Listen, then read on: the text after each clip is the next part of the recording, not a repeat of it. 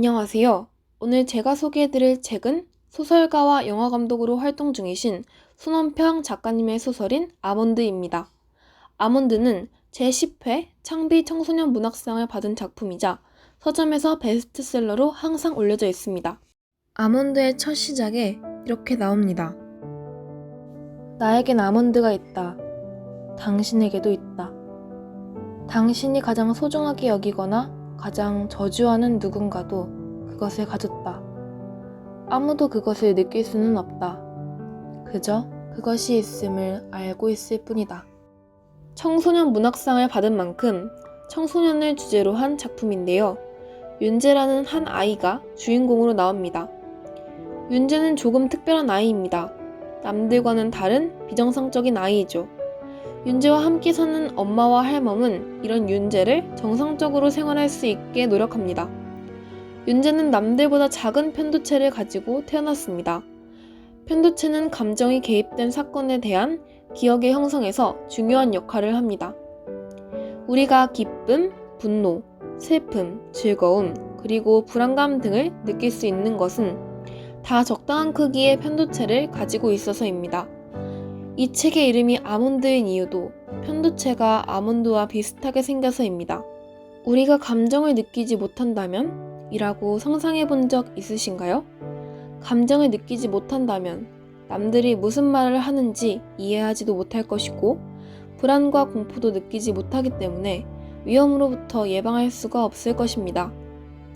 우리는 대부분 누군가 길에서 피를 흘린 채로 쓰러져 있을 때 깜짝 놀라면서 당황, 공포, 불안 등의 감정을 느낄 것입니다. 하지만 윤재는 다릅니다. 윤재는 다친 사람을 보고 아무 표정을 짓지 않은 채로 도움을 요청합니다. 골목에 사람이 쓰러져 있어요. 담담한 어조로 말이죠. 당연히 아무 믿지 않을 것이고 결국 비극을 초래하게 됩니다. 이런 윤재를 할머니는 괴물이라고 부릅니다. 아주 귀여운 괴물이라고요.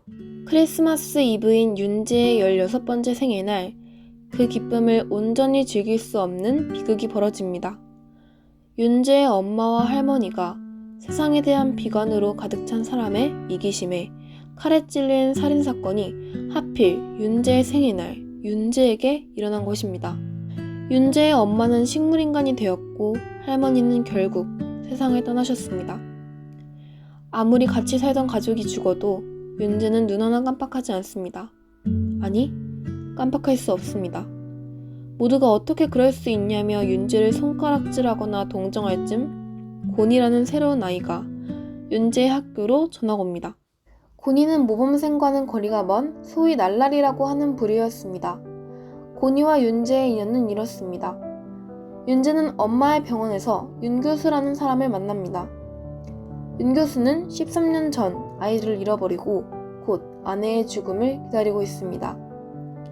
그런데 그 잃어버린 아이는 곤이었고 윤 교수가 죽기 전에 아내에게 보여주려는 이상적인 아들과는 다른 모습이었습니다.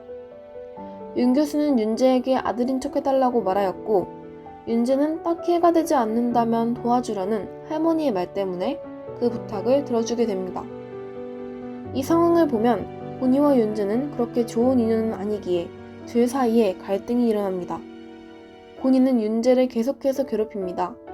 하지만 괴롭힘 당하는 감정을 모르는 윤재는 표정 하나 변하지 않고 그런 모습은 곤이를 더욱더 자극했습니다. 그러다가 윤재가 감정을 느끼지 못한다는 사실을 곤이가 알게 되고 일주일의 정학 후 윤재를 다시는 건드리지 않았습니다.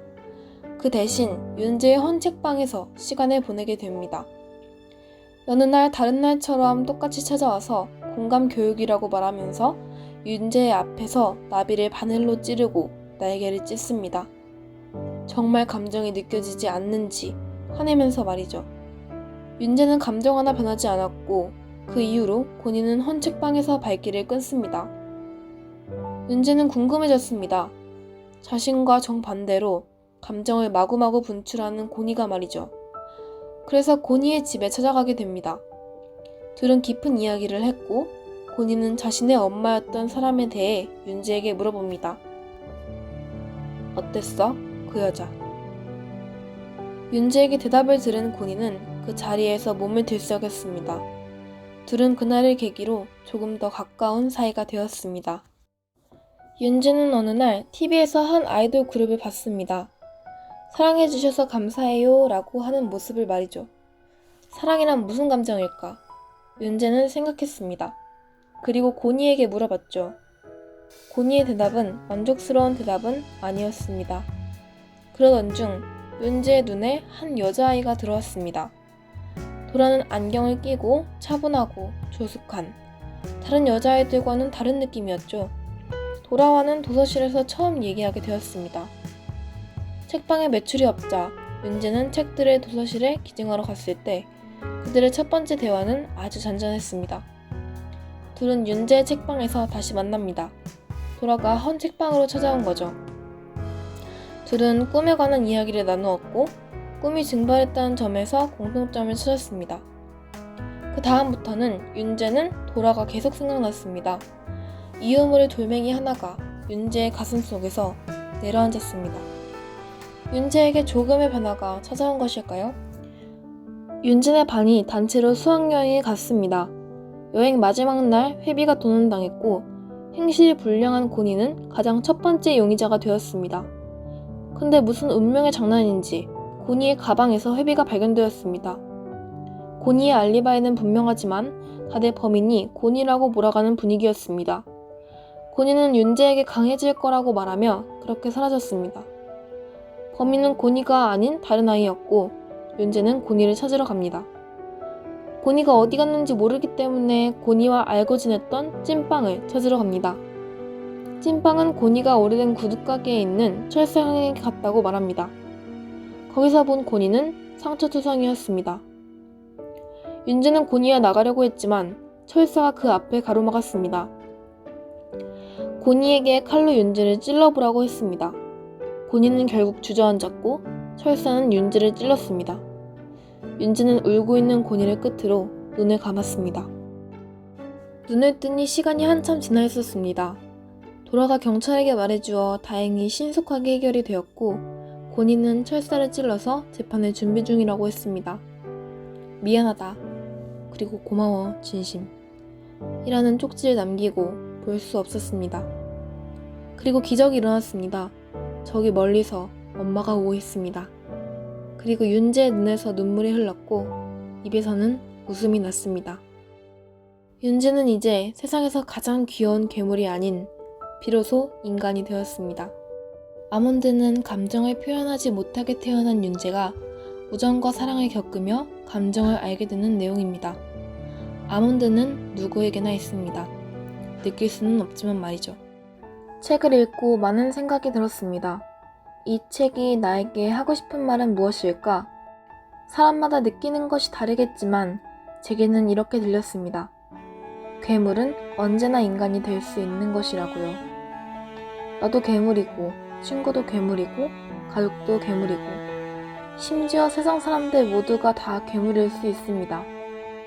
하지만 서로 감정을 표현하고 공유하며 진정한 인간이 되는 것이죠.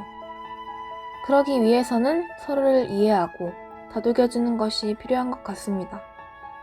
저도 누군가를 괴물에서 벗어나게 해주는 그런 아몬드가 되어보고 싶습니다. 이상으로 협상과 함께하는 주니어 북튜버 콘테스트 영상을 마치겠습니다. 시청해주셔서 감사합니다.